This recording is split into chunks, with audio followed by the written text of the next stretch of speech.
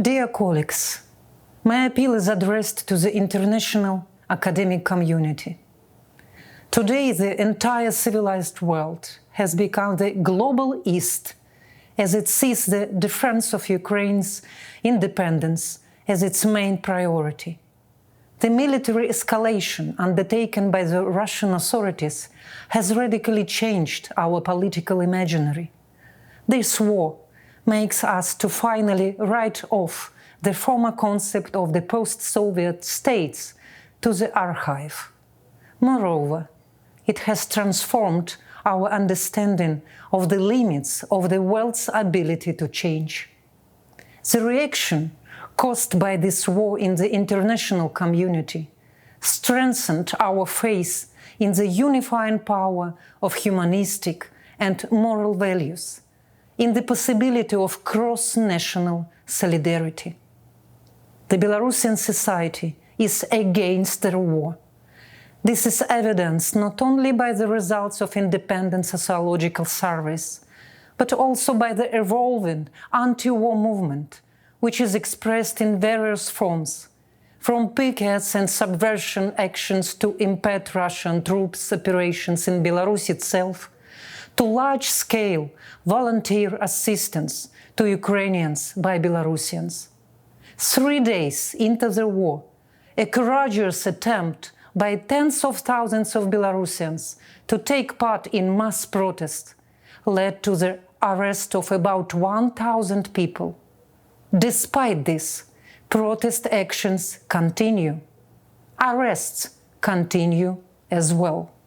I urge you not to forget that since the end of 2020, Lukashenko has been maintaining control over the country through the relentless severe repressions.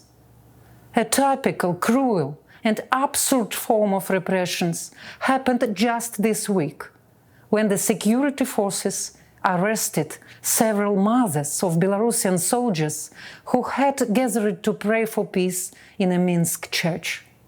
The terror of the Lukashenko regime against the Belarusians has become a terrible decoration for the undeclared occupation of the Belarusian territory by Russian troops.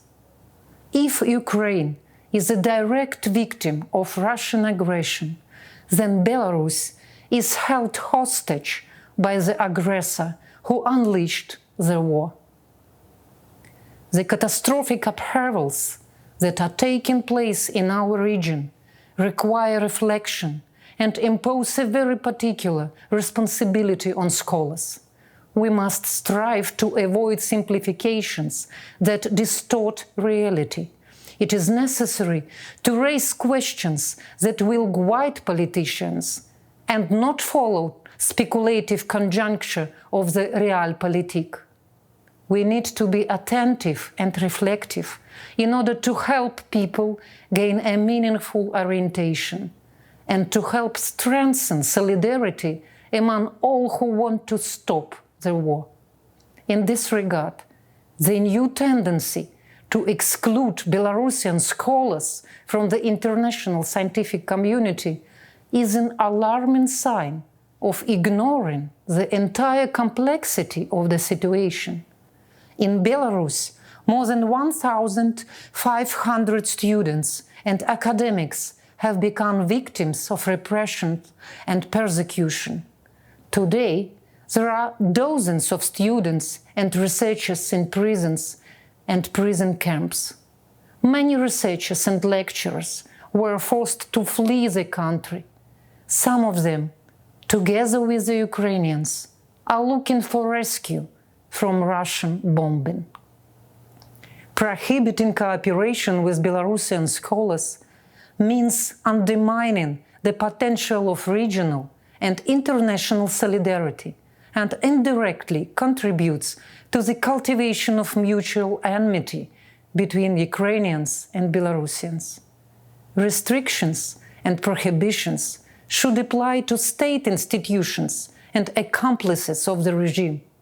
In order to effectively resist militaristic propaganda and new totalitarianism in Europe, joint efforts and cooperation of scholars and intellectuals from different countries, including Belarus, are needed.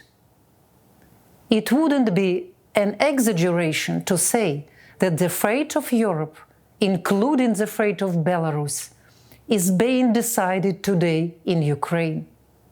Scholars, first of all those in fields of social sciences and humanities, can make a valuable contribution to confronting aggression if the catastrophe that has occurred becomes the subject of our common reflections. Glory to Ukraine! Long life Belarus!